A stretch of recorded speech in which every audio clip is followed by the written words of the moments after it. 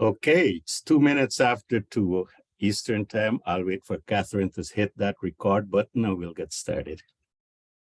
Yes, we're ready. Great. Good afternoon, everyone. Welcome to the Supplemental and Alternative Crops Fiscal Year 2023 RFA Announcement and Technical Assistance Webinar. This screen was up while we were waiting for everyone to join. It's basically telling you that this webinar is being recorded. Please make sure your microphone is muted. There's a number for Zoom tech support if you need it. Throughout the presentation, you may type questions in the chat box and we will respond to those questions at the end of the presentations. Also wanted to let you know that slides and recording from this webinar will be posted on the NIFA website. It shows 2 numbers at the end there. I don't have those numbers, but it will be relayed to you, all the persons who have registered for this webinar.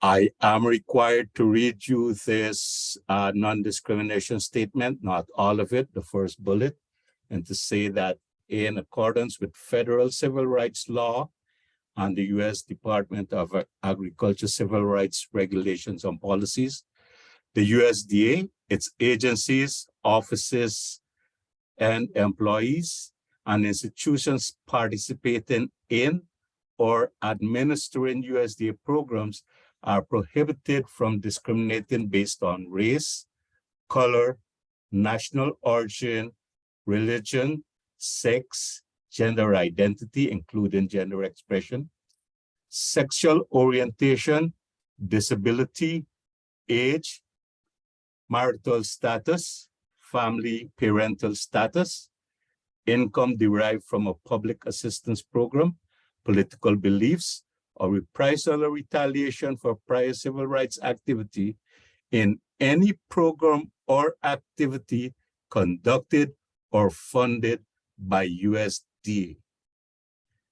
Not all bases apply to all programs. Remedies and complaint filing deadlines vary by program or incident. I also need to let you know that the slide contains contact information for individuals with disabilities to request reasonable accommodation, and also that language access services will be provided to limited English proficient individuals if they so request. And anyone wishing to file a complaint can utilize the phone number, fax number, or postal mailing address listed on this slide. I should get my cursor so that you can see where those numbers are. The number is here. Postal mail address is here. The person in this program is myself. I'm the national program leader. My name is Bisundat Makun. Folks call me Mac. I will ask Megan to unmute herself and introduce herself. Hello, everyone. I'm Megan O'Reilly. I'm a program specialist and been working with the SAC program for several years. Thank you, Megan. As the national program leader, I am expected to provide science leadership to advance food and agricultural research and its application in this program. Our program specialists possess expert knowledge of NIFA procedures and processes, and they essentially serve as a project managers that coordinates all of our team activities. Megan is not running the show or hosting the webinar today because her system is not set up. She recently moved, and Catherine Bernard, not a program specialist in our division, you probably are seeing her on the screen, has agreed to help Megan out and host today's session. Zach Barrington, who you also see on the screen, is another program specialist, and Zach is here to back up Catherine. The topics we will cover, and these times given are just off the cuff. They're not. I'm not going to stick strictly to those times. It's a NAFA overview, overview of our program. Request for application details. We're going to look at a proposal evaluation process, and then towards the end, I'll give you some additional information or resources that you can use. NAFA overview. NAFA's purpose is to provide extramural funding of food and agricultural sciences. And in fact, we are the lead federal agency that does this. Our mission is to invest in and to advance agricultural research, education, and extension in a hope to solve societal challenges. And we do this by providing funding and strategic leadership for programs that ensure groundbreaking discoveries in agriculture and agriculture-related sciences, technologies to reach the people who can put them into practice. We have a wide array of avenues, projects that we fund. Goes the gamut from, and I'm not going to read all of this, from advanced technologies, animal agriculture, business and economy. We're concerned about natural resources, education, focus on minority serving institutions and teaching and learning, workforce development. We care about the environment, especially in this day and age. We're concerned about climate change and ecosystem benefits and all related things to changes in environment. We're concerned about farming and ranching, human sciences, food science, food and nutrition security. We are also involved in international work looking at global engagement and global food security and plants. We're plant scientists, I think, mostly in this crowd here. So we care about crop production, pest management, plant breeding, plant health, and so on. In terms of the SAC program, we like to call it SAC, Supplemental and Alternative Crops. This program supports projects that lead to expanded adaptation and increased acreage in this country of canola grown for oil and industrial hemp grown for value-added products.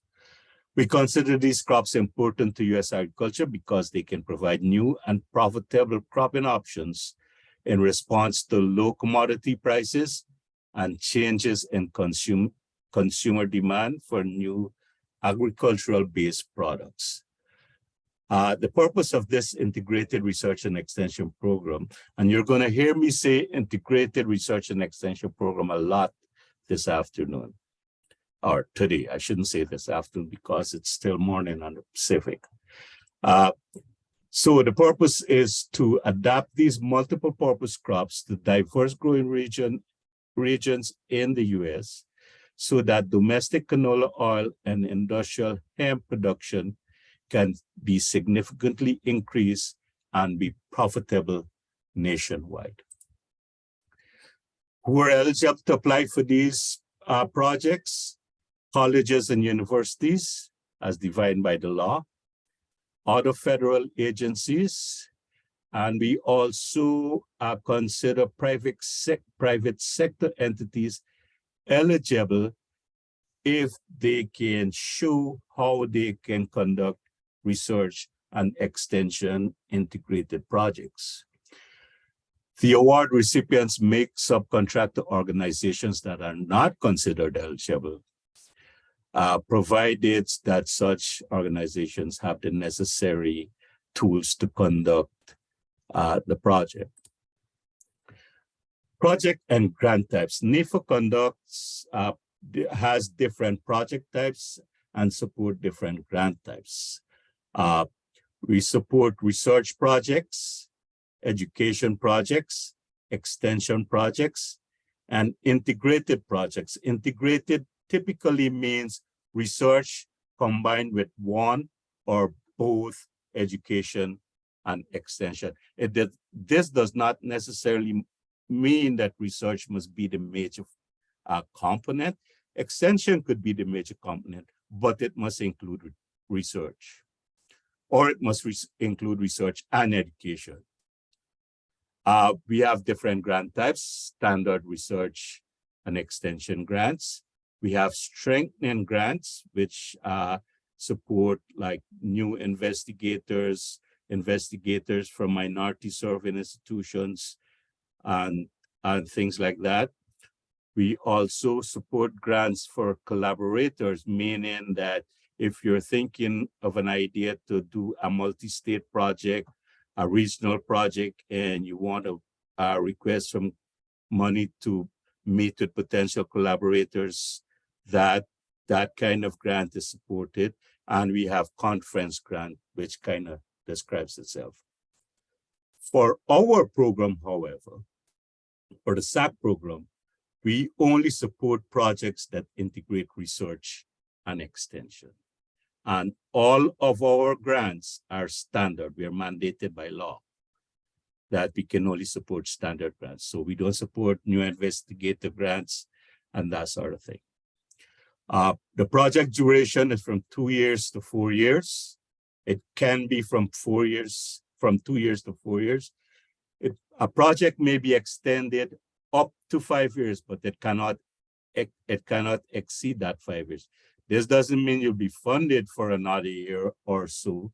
It just means that you can use the money you have to take a little longer to complete your data collection and get your project finished.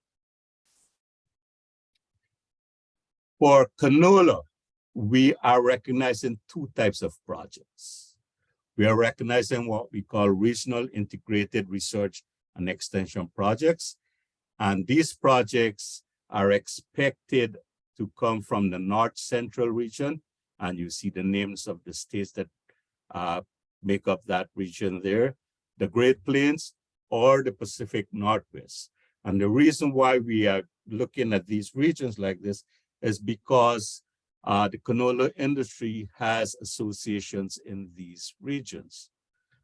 Projects applying for these regions should lead to results that can increase acres planted and improve profitability for canola growers.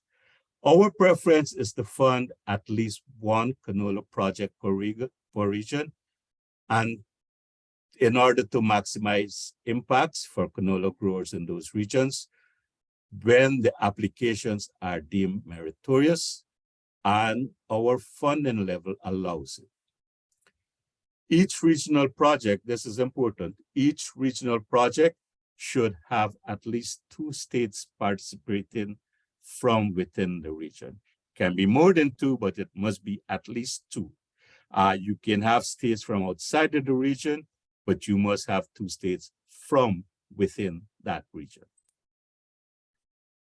The other type of project, the second type of project we are looking at for canola are projects from other states. And by other states, we really are looking at mainly the Southeast and the Northeast here, the Eastern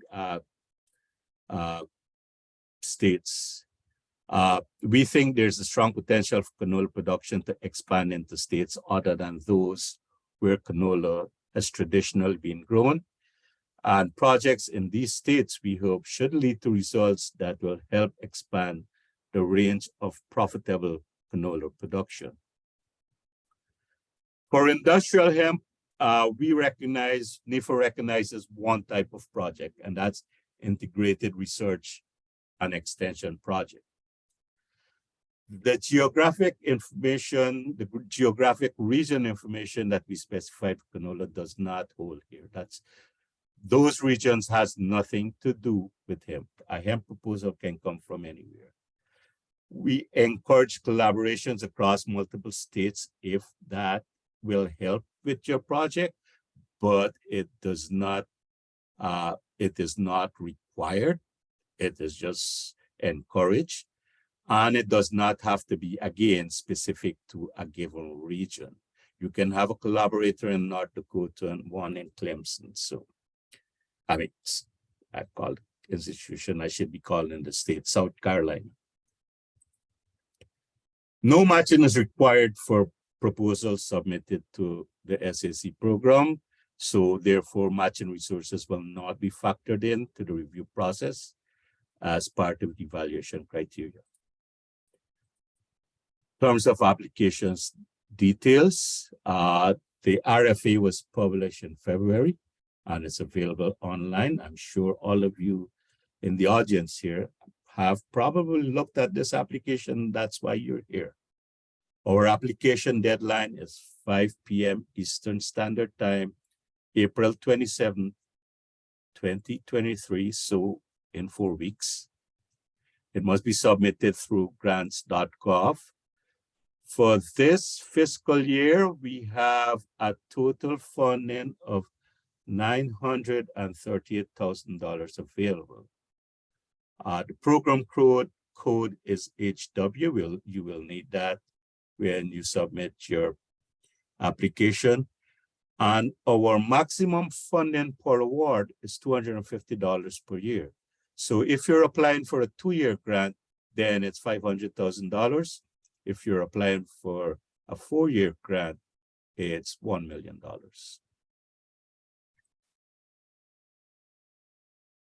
I forgot to mention, and now that I remember, forgive me, as I've been going along, you see I have the RFA page number in the top right, towards the top right of the slide, where you can find the information I'm talking about.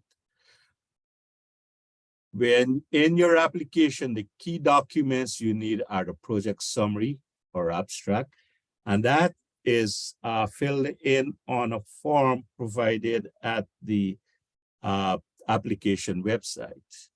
We also need a project narrative, bibliography or reference list. We need a data management plan, which I'll talk more about later, and some other documents that will be specified in the RFA, and you can also find on NIFA grants application guide. I encourage you to read this page, pages 14 and 15, because what I'm saying here is spelled out in much more detail in the RFA, but I am not going to read the RFA to you. You can read better than I can, I suppose. This is important. The project narrative has a 22-page limit, and it will be strictly enforced, and also with a 1.5 line spacing and 12 point times New Roman font. If it's 11 point or 12 or 10 point, then it makes it difficult for reviewers to read, and we don't want that. The 22-page limit includes text, figures, tables. In the previous version of this, we had a 18-page limit for text and a 4-page limit for tables and figures, but we decided that we're gonna combine it, tell you that you have 22 pages, and how you want to fit figures and tables in there is up to you. Within those 22 pages, we expect you to list those headings of the information required in the narrative. That was on the previous slide. We want you to talk about the impact of research, training infrastructure, or extension to achieve your goals. We want you to talk about cooperation and institutional involvement. And we also want you to give us your project timeline. This is not me emphasizing this. This was just on the template I was given to prepare this presentation, but obviously we're emphasizing it. Applications exceeding the page limit will be returned without review. The data management plan, if you go to this link that is shown on this slide, and that will be provided to you, or you go to nifa.usda.gov, click on resource, and then you will see some drop-down menu there to find a data management plan. Read that. It gives detailed information on what we need. While you're reading what the data management plan entails, I'm going to tell you NIFA's investment in transformative science directly supports the long-term prosperity and global preeminence of U.S. agriculture. Increase access to scientific results, for example, scholarly publications, digital data, and so on. Education, such as curriculum and training products, number of students graduated, and extension, specifically, well, not specifically, but generally, outreach materials, stakeholders reach, that sort of thing. These data from NIFA-funded projects are critical to achieving NIFA's vision and to catalyze transformative discoveries, education, and engagement to address agricultural challenges. Therefore, an appropriate data management plan should be the core component of research, should be the core component of the research, education, and extension planning for applications submitted to NIFA. In other words, we require it. If you don't have it with your application is going to stand a good chance of failure. Application submission process. NIFA only accepts electronic submission of application. There's a NIFA grants application guide available, and all applications must be in a PDF format to be accepted by the system.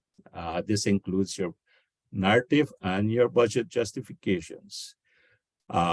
Grants.gov may allow other formats. Other agencies may allow you to submit a Word document, but NIFA's system does not. And do not use third-party PDF builders. Okay, I can tell you that I experienced my first experience of such a failure just last year. An outstanding ARS scientist submitted a grant. It was not to this SAC program. It was to another program that I managed. But she submitted her entire project narrative in a Word document. And when we saw it after it was processed by the system, all we saw was symbols and codes. And so an outstanding, well-accomplished scientist could not get an application reviewed because we could not see what was on her application. And she submitted it at 4:57 that afternoon. So she did not have a chance to redo it. The proposal evaluation process. We are required by law to have at least 3 reviewers look at each proposal. These reviewers are your peers, your scientific peers. Some of you might have served as reviewers in the past. And we try to match the reviewers that we put on a particular proposal to their area of expertise, depending on the topic of that proposal.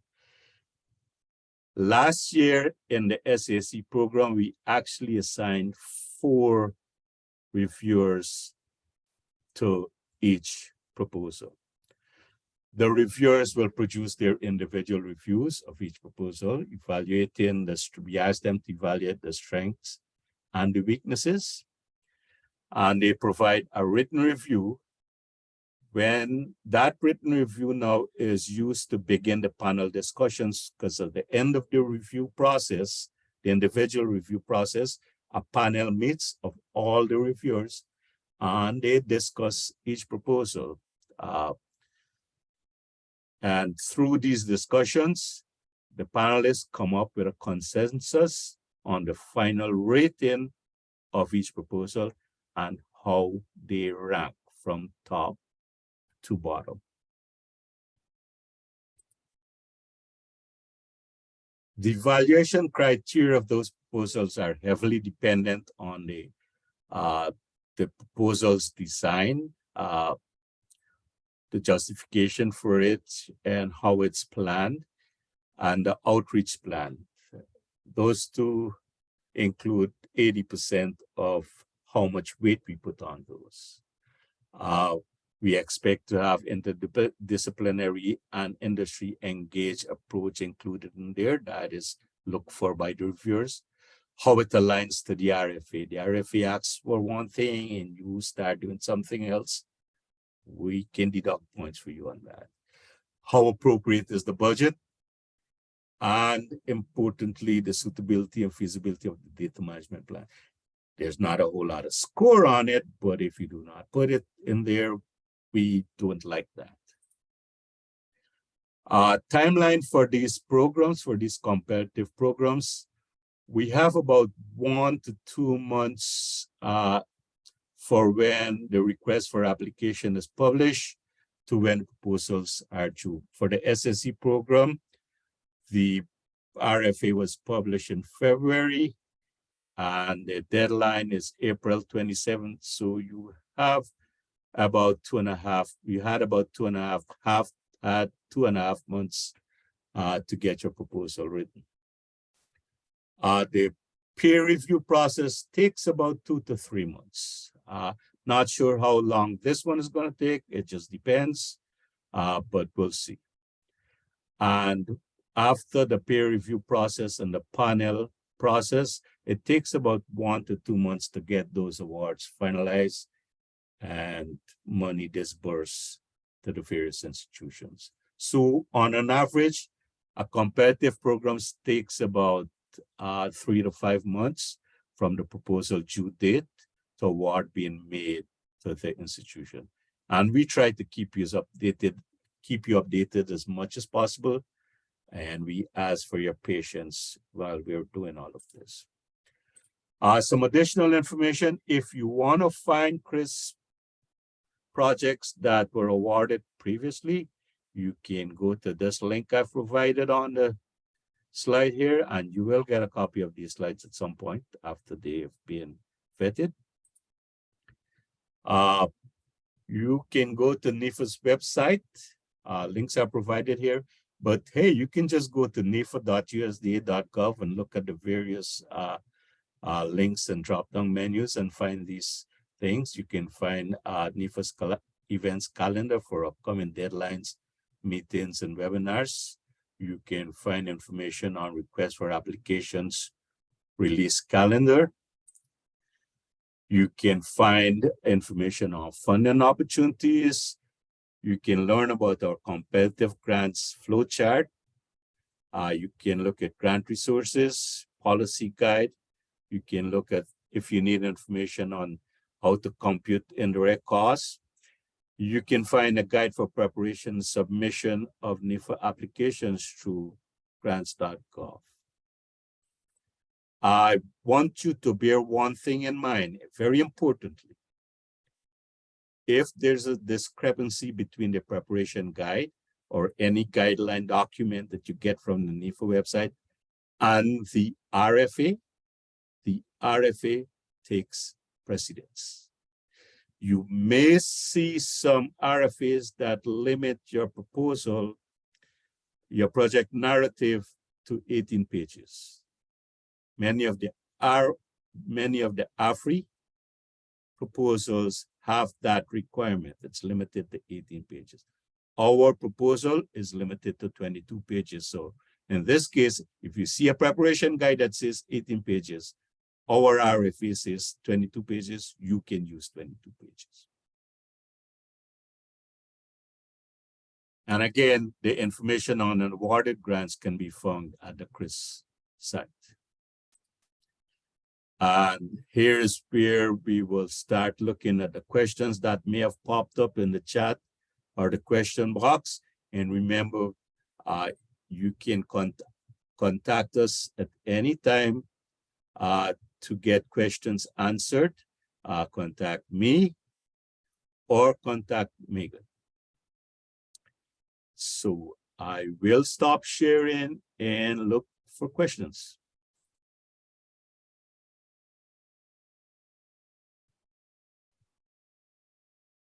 Okay, Zach, would you like to start reading the questions from the Q&A box?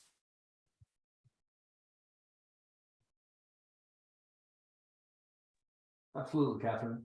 So the first question we have is, can we include the hiring of a postdoc as part of the proposal, or such type of expenses not supported by the grant? We do not have anything in the RFAs that says hiring a postdoc is not supported. So the shorter answer is yes, you can include a postdoc. All right, and our next question is, if you applied for your application, or if you applied and your application was rejected last year, should you include a response to reviewers or mention previous reviews and how you are addressing these concerns? Yes, and your response to the reviewers is limited to two pages, same font, 12-point font, and 1.5 line spacing. And next question is, may we have some more detail on the definition of industrial hemp? Would cultivation for CBD production qualify? The definition is in the RFA, and it's that 0.3% limit on THC. That's the definition.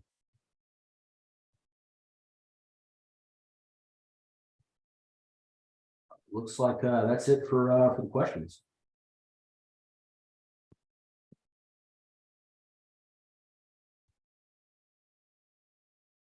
Great. Okay, we got just a few more popping in here. So follow-up question, is the 2 pages for response to reviewers included in the 22-page limit for the full proposal? No, that's in addition to the 22 pages. Okay, and then also can we include tuition costs of graduate students? Can that be included in the grant? Oh yes, certainly. That's encouraged. In fact, why you guys want to do research and get in a couple of $1 million to do it if you're not going to train some graduate students? I'm teasing. Yes, you can include tuition costs for graduate students. Right. So but hold on, I'm sorry, I may have misinterpreted that question. Tuition costs, I think you can include a stipend for graduate students. I think tuition costs are supposed to be covered by your institution. That is not written in the RFA, but that's based on my previous experience when I was on your side of the table. When I was a researcher, we could not pay tuition costs with federal grant money, but we could pay the student stipend with federal grant money. right, and does the grant support research and extension efforts related to economics? How many of these have you funded in the past, or have a better idea? Or to have a... The grant does support research and extension efforts that's related to economics. In fact, at a hemp workshop that was held in 2020, one of the ideas that came out of that workshop that helped us formulate the priorities we put in our RFAs is that marketing and economics is very important for, at least for industrial. I expect that it will be important for canola too. Have we funded those in the past? I'm not sure that we've had any in the past. Bearing in mind that most of the work that has been done has focused on production, productivity, or things related to field exercises rather than economic ventures. Right. I hope that answers the question. So what are considered value-added products made with industrial hemp? Oh, it's a long list of things that people have been doing with hemp over the last. First, Okay, so hemp production appears to be relatively new, but it's not new. Hemp production is hundreds of years old, where the fiber has been used to make various materials. And I don't have a long list of them here in front of me to start spilling them off, but there are lots of things. There are materials that are made from cellulose, materials that are made from fiber. There are materials that are made from substances found within hemp. But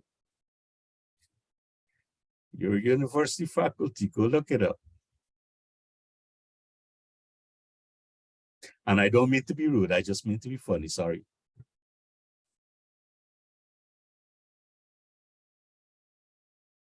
Right, does anybody else have any other questions? All right, here we go. So does the grant support abiotic stress, i.e. drought research that will address drought, water efficiency, and yield enhancement? Short answer, yes.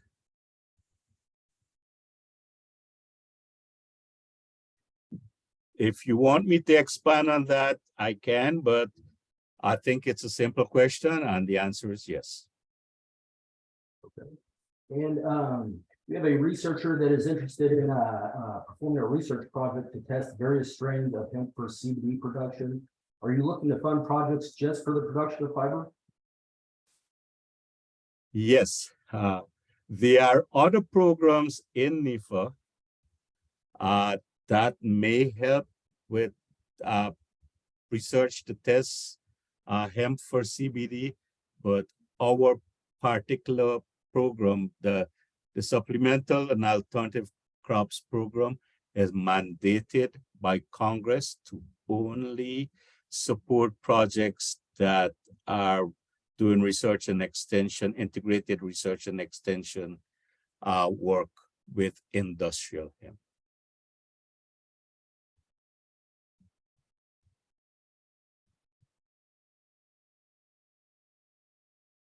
So just to get a confirmation, the maximum award is $250,000 per year. So if a researcher's project was 2 years, is it acceptable to have a budget for $500,000? Yes. And is industrial hemp a grain and or fiber hemp? It is fiber hemp.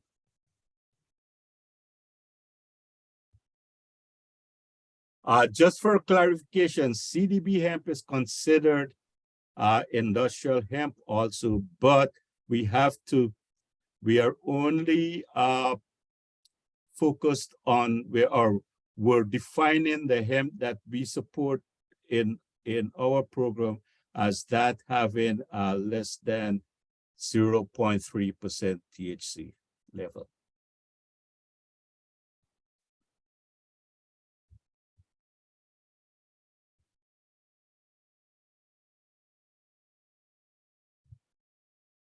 Does anybody have any further questions?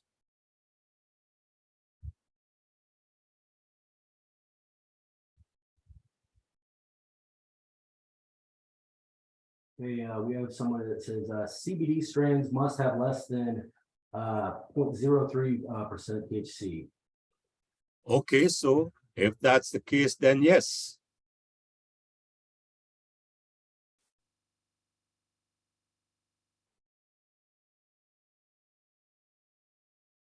Just for clarification, I have not done any hemp research in my previous life, so not very familiar with a lot of the work that's done with hemp.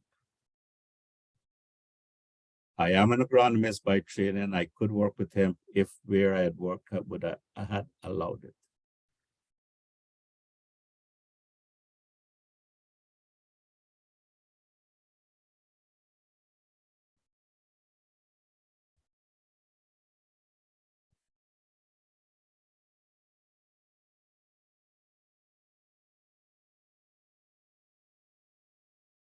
So if somebody has a project that is currently funded by SAC, will a progress report on that project be needed for this application? If this is a new application, it does not, it's not associated with your previously funded project or the project you have ongoing currently. If it's a new application. If it is not a new application, if the question is related to the continuation funding of your current project, then yes, a progress report will be needed for your continuation. But if you're talking about a new application to this new RFA, then no, the two are not associated. And Megan is typing an answer and she's the expert on this, so we'll see what she says. So how does the process of rapid knowledge transfer to growers and other users work as it relates to extension outreach?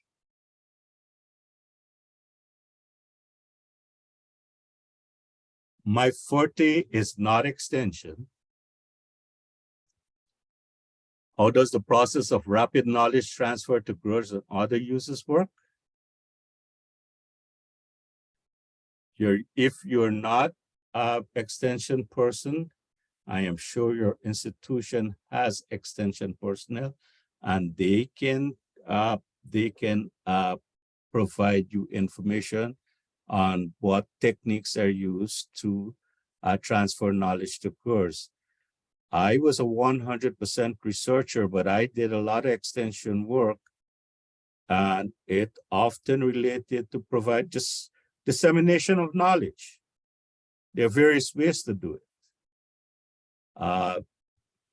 You can use fact sheets, you can use meetings with growers, you can use field days, you can use demonstration projects. There are lots of avenues for transferring knowledge to growers.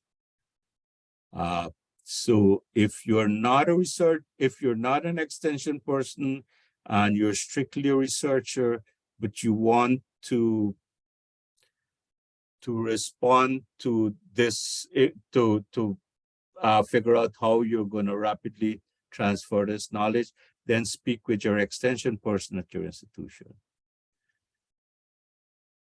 Go ahead, Catherine.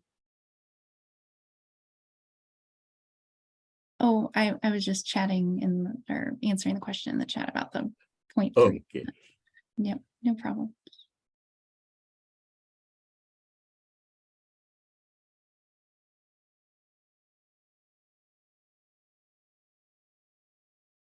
If I did not answer your question properly, please feel free to send me an email and let's discuss this more in detail.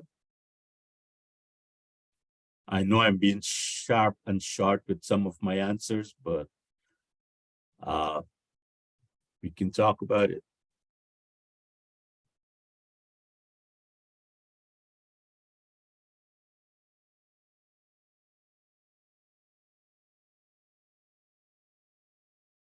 Right. So can we partner with scientists in Canada or have Canadian companies do some work as part of the grant? We encourage global engagement as long as it benefits U.S. agriculture. So the short answer is yes, we can partner with scientists in Canada, and we can have Canadian companies do some of the work. I am not sure that NIFA is allowed to disburse money to global partners. I will have to check on that and get back to you.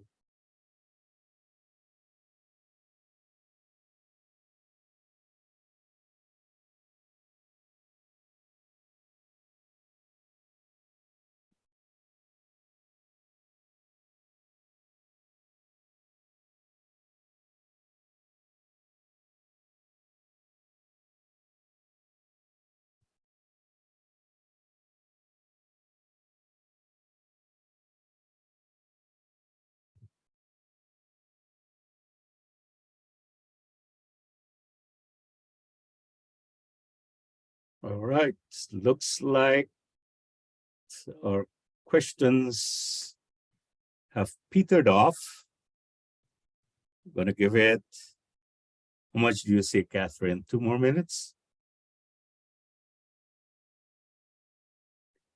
We'll give it 2 more minutes, and if there are no more questions, we'll close this webinar.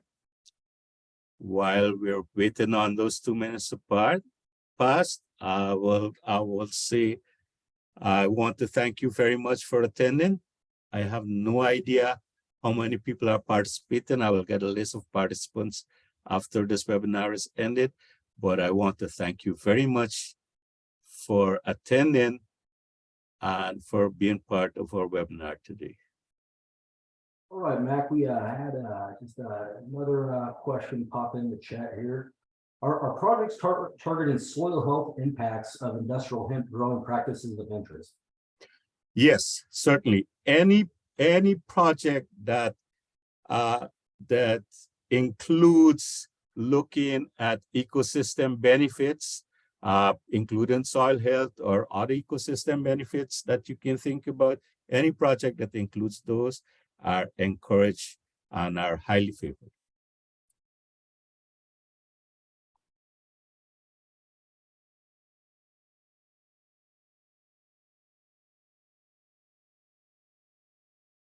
What is the submission deadline? Submission deadline is April 27th, 5 p.m. Eastern Standard Time. I'll repeat, April 27th, 5 p.m. Eastern Standard Time, so in 4 weeks.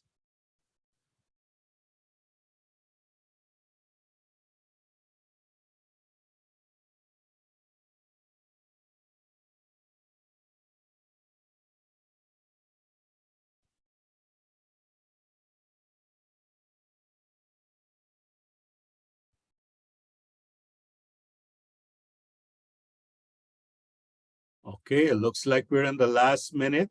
Again, thank you very much for attending. I hope this webinar was beneficial. And if you have follow-up questions, please do not hesitate to contact us.